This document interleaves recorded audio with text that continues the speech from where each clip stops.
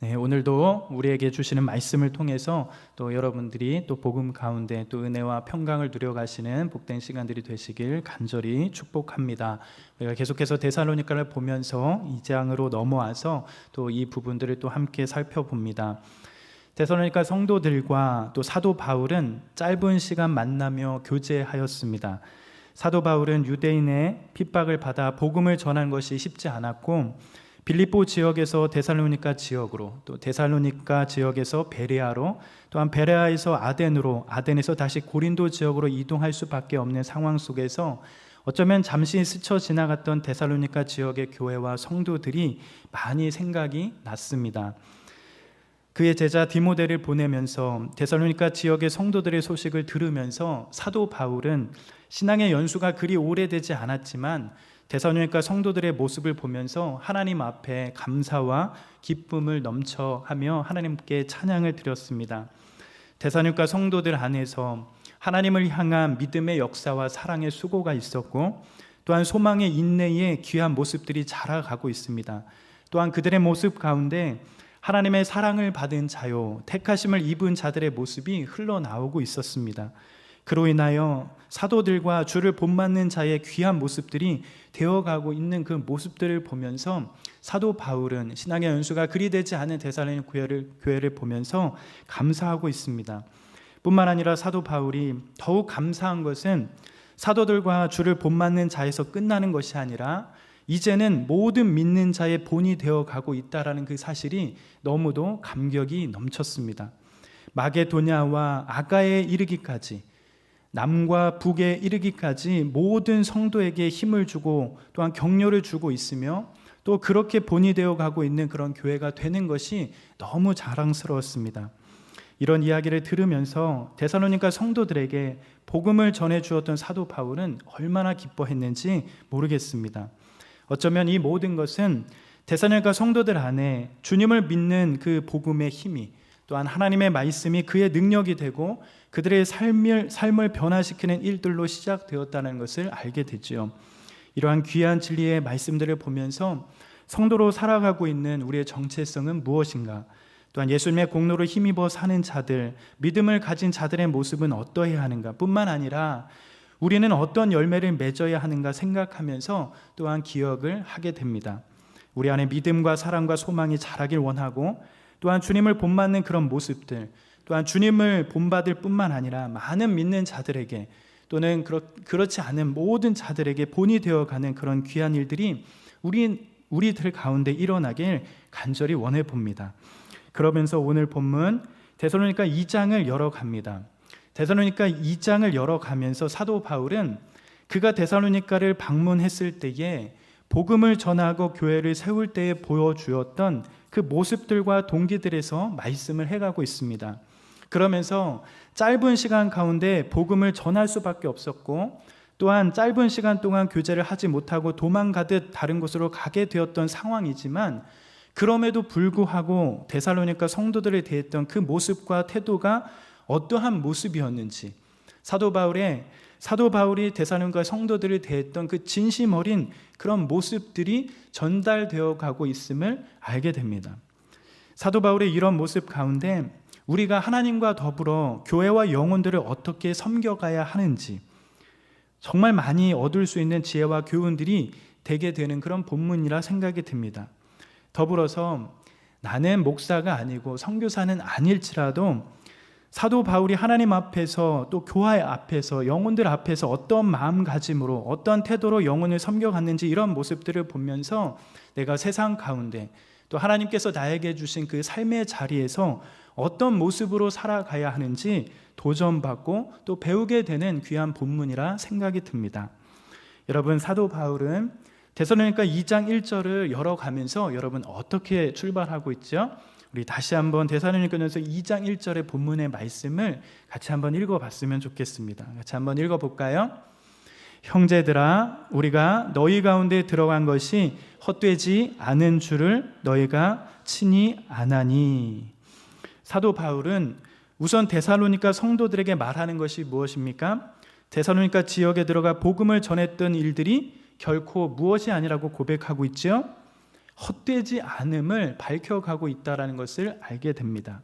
우리가 너희 가운데 들어간 것이 헛되지 않은 줄을 너희가 이미 알고 있다. 너희들은 이미 알고 있다. 그렇게 말하고 있습니다. 사랑하는 여러분, 일전에도 데살로니가 전서가 쓰이게 된 배경에 대해서 이야기한 적이 있습니다. 사도 바울은 드로아에서 마게도니아를 도우라는 비전을 받고 마게도니아를 가게 되는데 첫 사역지가 어디였습니까? 바로 빌립보 지역이었습니다. 사도 바울은 주님의 뜻이 있어서 빌립보 지역을 갔지만 빌립보 지역에서 매우 모진 고난과 핍박을 당하고 데살로니가로 왔어야만 했습니다. 그런데 데살로니가 교회를 섬기는 순간에도 수많은 고난과 핍박을 많이 받을 수밖에 없었습니다. 심한 고난과 핍박 때문에 사도 바울은 어쩔 수 없이 밤에 아무도 모르게 멀리 달아나야만 했습니다. 데살로니가 주변 지역인 베레아로 가서 조금 잠잠해지면 다시금 데살로니가로 다시 돌아오려고 했습니다. 그런데 핍박과 고난을 주는 사람들이 베레아까지 사도 바울을 따라왔기 때문에 사도 바울은 어쩔 수 없이 다시 따라오지 못하도록 훨씬 멀어진 지역으로, 그렇게 아덴이라고 하는 그 지역까지 옮겨가게 되어지지요. 그렇게 아덴으로 있다가 고린도 지역으로 옮겨서 지금 데살로니가 지역에 있는 성도들에게 편지를 쓰고 있습니다.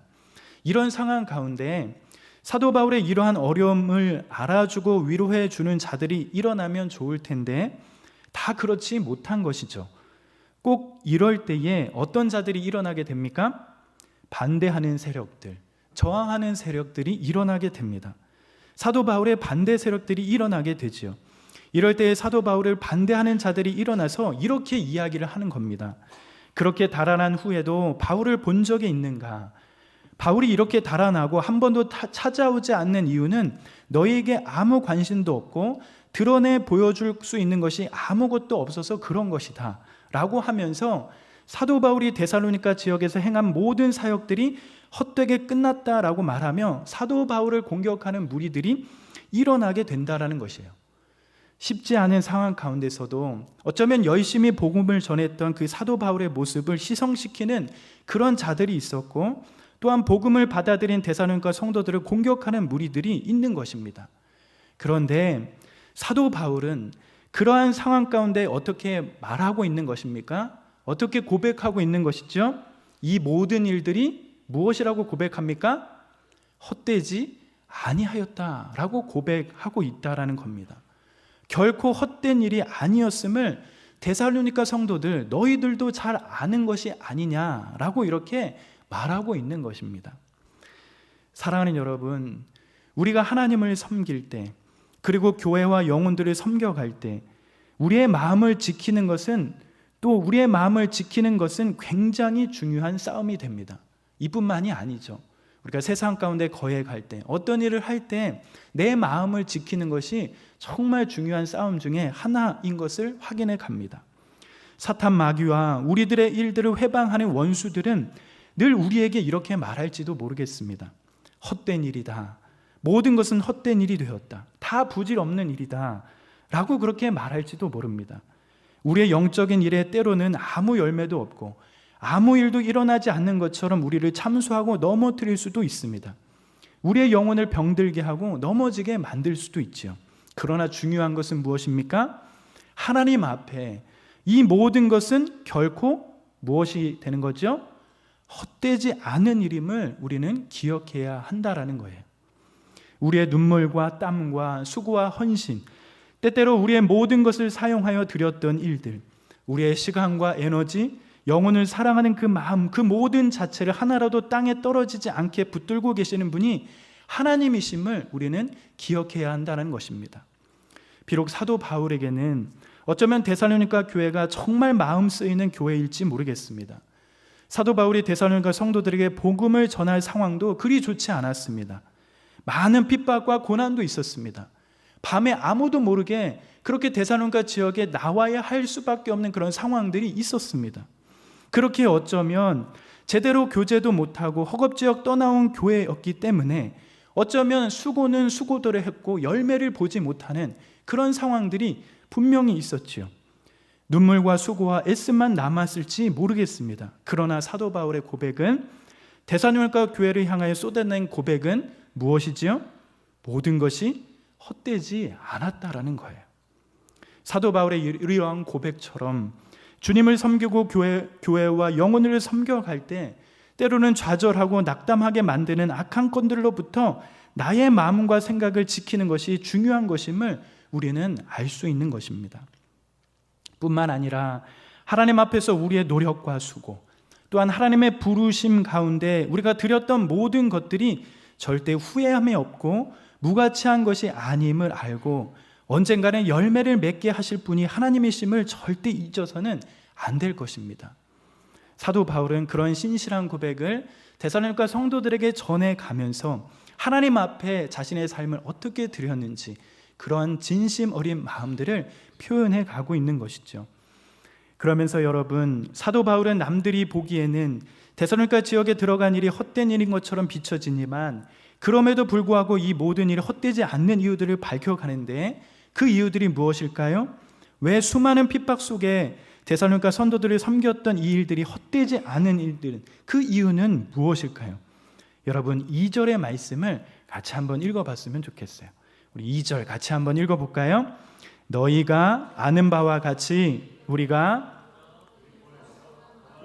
능력을 당하였으나 우리 하나님을 힘입어 많은 싸움 중에 하나님의 복음을 너희에게 전하였노라. 사도 바울이 수많은 핍박과 고난을 당하면서도 이 일이 헛되지 않는 이유가 무엇 때문이라고 밝혀가고 있습니까? 바로 이 일은 하나님을 힘입어 많은 싸움 중에 하나님의 복음을 너희에게 전했기 때문이다 라고 이렇게 말씀해 가고 있습니다. 즉 데살로니가 성도들 앞에 복음을 전한 일들이 헛되지 않은 것은 다른 것이 아니라 이 일이 하나님의 복음을 전하는 것이기 때문이네, 헛되지 않았음을 그렇게 밝혀가고 있다라는 거예요. 사랑하는 여러분, 앞서 말씀드린 것처럼 사도 바울이 복음을 전한 환경은 그리 쉽지 않았습니다. 데살로니가 지역을 오기 전 빌립보 지역에서 복음을 전했을 당시에도 숱한 고난과 핍박을 당했습니다.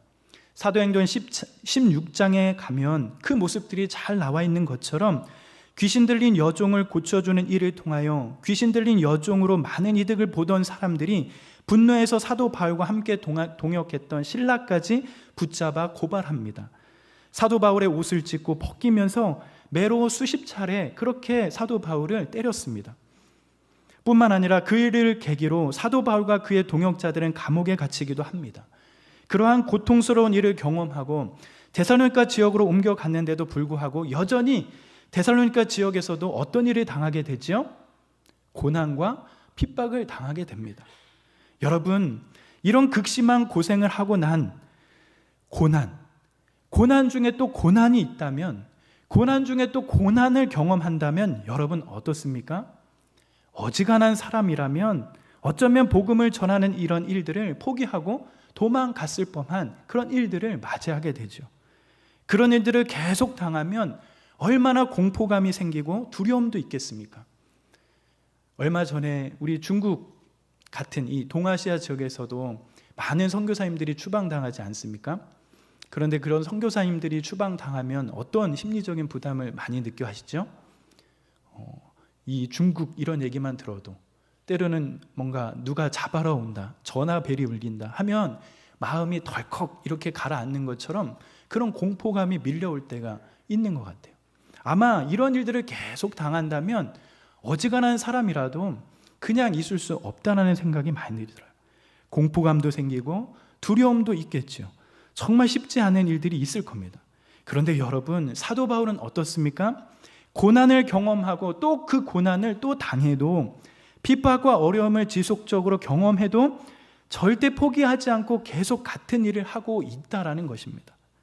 예를 들어 우리가 어떤 일을 했을 때 우리를 칭찬하고 그에 상응하는 대가를 준다면 그런 대가를 기대하고 힘들더라도 어떻게 합니까? 일을 하겠죠. 만약에 직장을 다니는 여러분 일이 힘들고 어려워도 보너스 200%, 300% 주면 어떻죠? 예, 좋죠. 예. 뭔가 마음에 어떠한 그 격려를 받는 그런 느낌도 들게 되는 것이 보이게 돼요. 일이 힘들어도 상여금 보너스를 많이 주면 그래도 격려가 되지 않습니까? 그런데 그 일을 하면 할수록 고난과 핍박을 당하고 극심한 고생을 겪고 다 겪었다고 생각했는데 또 다른 고난과 핍박을 당하고 극심한 고생을 겪고 계속적으로 그 일들을 해간다면 어떻게 그 일들을 계속적으로 해갈 수 있겠습니까? 그런데 사도 바울은 여전히 지속적으로 고난과 핍박 속에도 계속 그 일을 하고 있는 것입니다. 사랑하는 여러분, 무엇 때문에 이렇게 사도 바울은 포기하지 않고 계속 이 일을 하는 것입니까? 빌립보 지역에서도 뿐만 아니라 데살로니가 지역에 오면서까지도 그 일을 포기하지 않고 하는 이유가 무엇 때문에 그렇겠습니까? 바로 이 일은 누굴 증거하는 거기 때문에 하나님의 복음을 전하는 일이기 때문에, 예수의 복음을 나누는 일이기 때문에, 기쁜 소식을 전하는 일이기 때문에 절대 포기할 수 없다라는 것입니다. 자신의 철학이 아닙니다. 자신의 교훈도 아닙니다. 하나님의 복음이기 때문에 사도 바울은 숱한 고난과 역경과 핍박 중에서도 이 일을 절대 포기할 수 없는 것입니다. 이 일은 절대로 헛된 일이 되지 않는다는 것입니다. 사도 바울은 하나님께서 맡겨주신 복음이기 때문에, 주님께서 부탁하신 부르심이기 때문에 수많은 고난에도 멈추려 하지 않고 오히려 하나님의 도우심을 경험하면서 그 복음을 전하는 것입니다. 사도 바울의 이러한 모습을 보면서 우리는 하나님과 교회와 영혼들, 우리들에게 주신 그 자리, 그 세상에서 어떻게 섬겨가야 하는지 보고 배우게 되는 것이에요. 사랑하는 여러분, 우리는 하나님의 도우심을 경험하면서 하나님께서 맡으신 일을 하는 그런 자들로 부름받았습니다. 육체를 따라 사람의 방식으로 최선의 선택을 하려고 하는 것이 우리의 삶이 아닙니다. 세상이 원하고 우리가 원하는 방식으로 우리의 삶을 살아가는 그런 자들로 부름받은 자들이 아닌 것입니다. 우리는 절대 우리의 최선에 만족하지 않고 남들이 볼 때 참 힘들겠다, 참 어렵겠다 그렇게 싶어도 우리는 하나님의 도우심을 힘입어 하나님께서 우리에게 맡기신 일들을 감당하는 은혜를 경험하며 사는 사람들이 우리들이라는 것이에요. 사도 바울처럼 빌립보에서 이미 충분히 고난당하고 데살로니가에 와서도 같은 고난을 당하는데도 절대 굴복하지 않고 하나님 앞에 멈추어 서서 하나님의 도우심을 경험하면서 복음을 전하는 삶을 살아가는 것처럼 그러한 삶이 우리의 삶이 되어져야 한다라는 것입니다. 사람의 눈으로 보기에는 전혀 열매가 없어 보여도, 헛된 일인 것처럼 보여도 하나님께서 함께 하시기에 하나님의 신실하심을 믿고 한 발 한 발 최선으로 걸어가 보는 것이 우리가 가야 할 길인 것을 알게 되는 겁니다. 사도 바울의 이러한 삶을 보면서 그럼에도 불구하고 우리가 걸어가야 할 길이 무엇인지 확인하며 보게 되는 것입니다. 그러면서 여러분, 또한 사도 바울이 숱한 고난과 핍박 중에서도 자신의 부르심을 신실하게 감당할 수 있었던 또 다른 중요한 이유가 무엇일까요? 무엇 때문에 수많은 어려움이 있어도 하나님의 일이 헛되지 않음을 알고 그렇게 믿음을 드리며 살아가는 것일까요? 우리 3절과 4절의 말씀을 통해서 우리가 그 모습을 또한 확인해 볼 수 있습니다. 우리 같이 한번 읽어볼까요? 3절과 4절입니다. 우리의 권면은 간사함이나 오직 하나님께 옳게 여심을 입어 복음을 위탁받았으니 우리가 이와 같이 말함은 사람을 기쁘게 하려 함이 아니요 오직 우리의 마음을 감찰하시는 하나님을 기쁘게 하려 함이라. 사랑하는 여러분, 아마도 사도 바울을 대적하는 자들은 사도 바울이 가장 많이 괴롭혔던 부분은 그의 동기였을 겁니다. 그가 복음을 전하는 것이 부정하다는 것입니다. 순전한 동기로 전하는 것이 아니라 사도 바울이 이렇게까지 복음을 전한 것이 다 꿍꿍이가 있을 것이다 라고 그렇게 말합니다. 뭔가 자신에게 득이 되는 일이 있기 때문에 이렇게 수고하고 열심을 보인 것이다 라고 생각하는 것이죠. 마음속에 탐심과 경제적인 어떤 이익을 위하여 또한 인기에 대한 욕망과 명성을 얻기 위하여 욕심을 품고 있다라고 그렇게 말해갑니다. 정직하지 않고 순전하지 않는 동기로 사람들에게 감사함을 행하고 사람을 속여 인기와 명예를 얻으려고 한다고 그렇게 사도 바울에게 공격해 가는 것이죠. 그래서 사도 바울은 그런 자들을 향하여 어떻게 밝히고 있는 겁니까? 3절에서 말하는 것처럼 간사함이나 부정함이나 속임수로 하는 것이 아님을 밝혀가고 있습니다. 그러면서 사도 바울이 권면하는 중요한 이유는 그런 감사함과 부정함, 속임수가 아니라 뭐라고 말하고 있지요? 하나님께 옳게 여기심을 입어 복음을 위탁받았기 때문에 오히려 사도 바울이 복음을 전하고 권면하는 것이라고 말씀해 갑니다. 즉 사도 바울이 여러 상황 가운데서도 복음을 전하는 일은 무엇 때문에 할 수 있는 것입니까? 바로 주님께서 부르신 일이기 때문에, 복음을 위탁받았기 때문에 그렇게 할 수 있었다라고 그렇게 고백해 가는 겁니다. 사랑하는 여러분, 사도 바울은 그가 복음을 전하면서 숱한 고난과 핍박과 때로는 고난과 공격을 받았지만 여러 가지 문제들 가운데 그 문제에 얽혀 있는 것이 아니라, 얽매여 있는 것이 아니라 철저하게 하나님 중심적으로 문제를 풀어가고 있음을 알게 됩니다. 나는 하나님께 옳게 여기심을 받은 자다. 하나님께서 나에게 복음을 위탁하셨다, 맡기셨다. 이렇게 하나님 중심적으로 모든 고난과 역경과 어려움 가운데 그 문제를 풀어가고 있다라는 것이에요. 여러분, 하나님에게 옳게 여김을 받았다, 여기서 여기다, 여기심을 받다라고 했을 때 이 단어는 철을 재련하는 것과 같은, 철을 재련하는 것을 뜻하는 단어를 쓰고 있습니다. 철을 재련해서 그 안에 있는 불순물을 모두 빼내고 순수한 철만 뽑아내는 그런 뜻으로 여기다라는 단어를 사용하고 있습니다. 즉 철을 재련하듯이 하나님이 자신을 불로 시험해 보시고 옳게 여기셨다라는 겁니다.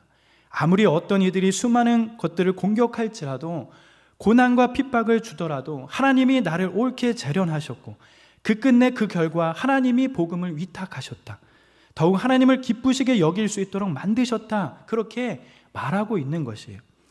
얼마나 여러 문제들 중에 여러 일들을 경험하면서 그 문제 앞에 하나님의 섭리적인 관점으로, 하나님의 주권적인 자세로 이 문제를 풀어가는지 모르겠습니다.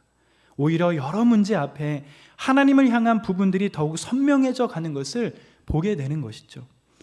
사랑하는 여러분, 하나님께 위탁받았다라는 사실은 우리가 세상을 살면서 하나님을 섬기고 교회를 섬겨가고 영혼을 섬기는 데 매우 중요한 자세입니다. 모든 일 속에 일어난 상황과 내가 처해 있는 모든 것이 주님께로부터 왔음을 고백해 가는 것은 우리의 삶에 있어서 중요한 자세가 되어가는 그런 모습입니다. 여러분, 종교개혁자들이 진리에 대해서 우리의 눈을 열어 매우 중요하게 도전하는 것이 하나 있습니다. 그것은 바로 일터에서 일하는 것을 하나님의 소명이라고 믿는 것입니다. 종교개혁자들은 이 땅을 살아가면서 직업을 단순히 돈 버는 수단으로 여기지 않고 하나님께서 부르셔서 맡기신 일이라고 생각했습니다. 마틴 루터는 그때 당시 사람들에게 이렇게 이야기합니다. 내가 단상 위에서 여러분에게 설교하는 것이나 여러분들이 소젖을 짜는 것이나 똑같이 하나님을 영화롭게 하는 일입니다 라고 그렇게 가르치고 권면했다는 것이에요. 여러분, 우리가 다니고 있는 직장, 학교, 가정, 교회, 이 모든 곳이 때로는 우연처럼 여겨지고 때로는 너무 익숙해져서 몸이 건조한 것처럼 생각될 수 있지만, 어떤 방식으로 우리의 일터가 연결되었든지 성경은 하나님이 우리에게 그 일터를, 그의 삶의 영역을 위탁하신 거라고 말씀해 가고 있다는 겁니다. 아무나 위탁하지 않습니다. 여러분, 어떤 사람들에게 맡길 수 있는 것이죠? 가장 믿을 만한 사람에게 맡기는 것, 위탁할 수 있는 일이 거기에서 일어나는 거예요. 하나님이 여러분들이 그 자리에 꼭 있어야 할 사람들에게 맡겨주신 일들이라는 겁니다. 때로는 버겁고 힘든 일이 연속이지만, 때로는 수많은 관계 속에서 어그러지고 쉽지 않은 상황들도 있겠지만, 나에게 주신 일터와 삶의 현장들은 어쩌면 하나님을 섬기는 또 다른 현장이라는 것을 알게 되지요. 우리가 교회와 영혼들을 섬길 때도 이와 마찬가지입니다. 때로는 사람들의 모임이기에 상처도 있고 어려움도 있고 고난과 때로는 오해와 수고도 있습니다. 교회라고 문제가 없을 수는 없지요. 여기도 죄인들이 모이는 곳이기에, 사람들이 있는 곳이기에 연약하고 부족함이 있습니다. 그러나 오늘 사도 바울이 데살로니가 성도들을 향하여 말씀하고 있는 것처럼 수많은 어려움과 오해와 비박과 고난과 역경이 있더라도 주님께서 위탁하신 줄 알고, 주님께서 그 자리에 나를 부르신 줄 알고 충성스럽게 참되게 감당하는 것이 진짜 교회와 영혼들을 섬겨가는 모습인 줄 믿습니다. 어떤 일이든 하나님이 맡겨주신 줄 알고 하나님 앞에서 하나님을 섬기듯이 그 일을 감당해야 성도가 성도다워지고 교회가 교회다워지며 하나님의 영광과 기쁨이 우리 가운데 넘칠 수 있음을 알게 되는 것이죠. 사랑하는 여러분, 우리는 어려움과 시련이 있어도, 고난과 핍박이 있어도 하나님으로 인해 두려운 마음으로 충성스럽게 감당할 수 있어야만 합니다.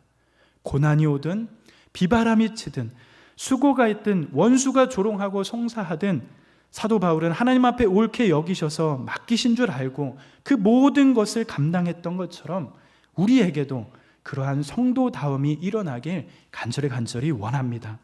우리를 부르신 분이 하나님이신 줄 믿고 그분이 나의 아버지요 나는 그분의 자녀임을 믿고 그렇게 하나님의 중심적인 삶을 살고자 결단하는 모습들이 우리의 삶이 되어야 할 줄 믿습니다. 그렇게 하나님 중심적으로 우리가 생각하며 그렇게 가는 것이죠. 그러면서 여러분, 추가적으로 사도 바울은 고난 중에도 신실하게 부르심을 다해 갈 수 있었던 그 이유들을 밝혀가는데 어떤 이유들을 밝혀가지요? 우리 4절의 말씀을 한 번 더 읽어볼까요? 4절입니다. 우리가 이와 같이 말함은 사람을 기쁘게 하려 함이 아니요 오직 우리의 마음을 감찰하시는 하나님을 기쁘게 하려 함이라. 사도 바울은 고난과 역경과 대적들의 송사와 공격이 있음에도 불구하고 신실하게 부르심에 응답해 갈 수 있었던 것은 무엇 때문에 가능했다고 말하고 있습니까? 바로 사람을 기쁘게 하려 함이 아니고 오직 누구를 기쁘게 하는 겁니까? 마음을 감찰하시는 하나님을 기쁘게 하려 함에 있다라고 밝혀가고 있습니다. 하나님께서 위탁하셨기 때문에, 하나님께서 맡기셨기 때문에, 부르신 분이 하나님이시기 때문에 그분을 기쁘시게 하기 위해서 자신의 인생과 삶을 던져 어떤 수고나 고난이 있더라도 아까워하지 않고 주저하지 않고 뒷걸음치지 않고 꼿꼿하게 주님께서 맡기신 길을 갔다라고, 그렇게 걸어간다라고 고백해 가고 있는 거예요. 그렇다면 여러분, 이렇게 사람을 기쁘게 하는 것이 않고 하나님을 기쁘시게 하려고 하니까 어떻게 되겠지요? 어떻게 됩니까? 5절 이렇게 추가적으로 밝혀가고 있어요. 하나님을 기쁘시게 하는 삶의 최종 목적지가 어떻게 되는지 그렇게 밝혀가고 있습니다. 우리 5절 같이 한번 읽어볼까요? 시작. 너희도 알거니와 우리가 아무 때에도 아접하는 말이나 탐심의 탈을 쓰지 아니한 것을, 즉 아접하는 말을 하지 아니하였다라 말합니다. 아접하는 말은 귀에 듣기에는 좋지만 진실한 유익이 없는 것이고 듣는 사람을 위한 것이 아닌 말하는 사람을 위한 것입니다. 자신의 이익을 추구하기 위해 상대에게 듣기 좋은 말을 들려주는 것이죠. 사도 바울은 그런 아접하는 말을 해본 적이 없다고 말해가고 있습니다. 사람에게 좋게 보이지 않고 하나님께 영광스럽게 기쁘게 보이는 삶을 살려 하니까 아접하는 말을 하지 않았다고 밝혀가고 있는 거죠. 그리고 탐심의 탈을 쓰지 않았다고 말합니다. 진짜 얼굴은 탐심인데 탈로 가려져서 그 탐심이 드러나지 않게 해본 적이 없다라는 겁니다. 즉 사도 바울은 순전한 마음으로 사람들을 대했다고 말해가고 있죠. 하나님을 기쁘시게 하는 삶을 살려고 하니, 그런 삶을 살려고 하니까 순전한 마음으로 사람을 대했다고 말해갑니다. 그저 형식적으로 뭔가 얻기 위해서, 뭔가를 쟁취하기 위해서, 자기의 명예와 인기를 위해서 한 것이 아니라 인격과 사랑으로 진심을 다해서 그렇게 사람들을 섬겼다고 말해갑니다. 하나님을 기쁘시게 하기 위해서 사도 바울은 마음 깊은 곳에서부터 진심을 다해서 그렇게 수고를 감당해 갔다는 것이죠. 그리고 추가적으로 사도 바울은 어떻게 섬겨갑니까?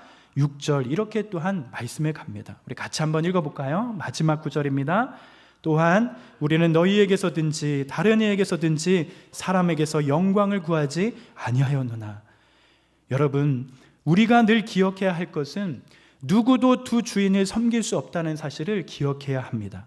사도 바울은 철저하게 어떤 삶을 살아갔습니까? 사람의 영광을 위해서 살아가는 것이 아니라 하나님의 영광을 위해서 살아갔다라고 그렇게 고백하고 있지요. 우리는 두 주인을 섬길 수 없다라는 것입니다. 우리가 하나님을 섬기는 자라면 우리 자신이나 세상을 섬기는 것은 불가능합니다. 세상은 하나님을 섬기는 것과 우리 자신을 섬기는 것을 같이 할 수 있는 것처럼 말합니다.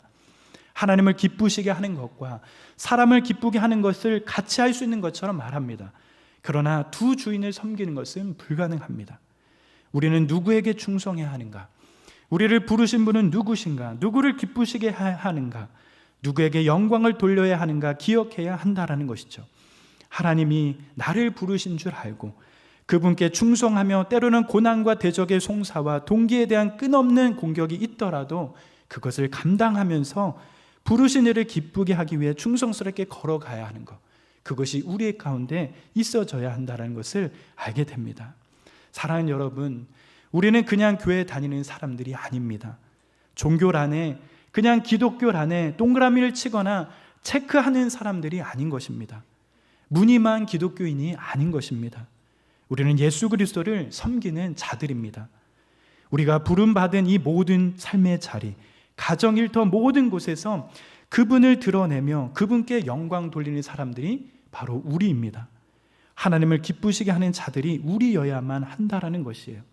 우리를 부르셔서 역할을 맡기신 그분에게 충성하고 그분을 기쁘시게 하는 것이 우리의 부르심에 받은 핵심이라는 겁니다. 우리에게 참된 유혹의 상금을 주시는 하나님 앞에 충성스럽게 진실하게 그분을 섬기는 중심을 담아가며 우리의 삶을 잘 감당해 갔으면 너무나 좋겠습니다. 이것이 어쩌면 이 세상을 살아가면서 때로는 교회와 영혼들을 섬겨갈 때 우리가 감당해야 할 모습이며 자세인 줄 믿습니다. 사도 바울이 데살로니가 성도들에게 교회와 성도들과 영혼들을 어떻게 섬겨갔는지 자신의 삶의 모습들을 나누어 갈 때 우리도 예수님을 믿고 그분을 섬기며 살아가는 자들로서 마땅히 어떤 마음과 모습이 있어야 하는지 살펴보면서 생각하게 됩니다.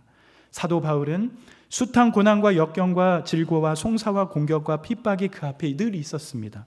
산을 넘으면 또 산을 만나는 것과 같은 그런 아픔이 사도 바울에게 있었습니다. 그래서 어떤 이들은 사도 바울을 공격하면서 이 모든 것은 헛된 일이다. 사도 바울이 개인을 위해, 개인의 유익을 위해서 하는 일이다. 인기와 명예를 위해서, 탐심과 욕심을 채기 위해서 복음을 전한다고 그렇게 다니면서 말들을 쏟아냅니다. 그러나 사도 바울은 이러한 문제 가운데 이 문제를 하나님 중심으로 풀어가고 있습니다. 숱한 고난 가운데서도 그가 하나님 앞에 부르심을 경고해 갈 수 있었던 것은 그를 부르신 분이 하나님이시며 하나님을 기쁘시게 하며 그에게 영광 돌리기 위해서 하는 것임을 확신해가며 걸어갑니다. 우리도 사도 바울의 이 믿음의 고백처럼 우리를 부르신 분이 누구신가 생각하면서 그 부르심을 경고하게 하기를 간절히 원합니다. 우리를 부르셔서 역할을 맡기신 그분에게 충성하면서 그분을 기쁘시게 하는 것이 우리의 부르심임을 확인하면서 우리의 삶의 터전에서 주어진 일터에서 그리고 교회와 신자된 삶 가운데 그렇게 충성스럽게 감당하는 저와 우리 청년들의 삶이 되길 간절히 기도합니다. 우리의 삶은 고될 수 있습니다. 주님을 섬겨가는 그런 기쁨과 평안이 우리 안에 가득하면서 이 땅에 주님을 믿는 귀한 성도의 귀한 열매를 풍성하게 누려가시는 저와 여러분의 삶이 되길 기도하며 축복합니다. 오늘의 말씀을 생각하면서 우리의 삶 속에 하나님 앞에 살아가는 코람데오 마음을 가지고서 하나님 나라의 영적인 귀한 일들을 감당해 가시는 모든 형제자매의 삶이 되시길 간절히 기도하며 축복합니다.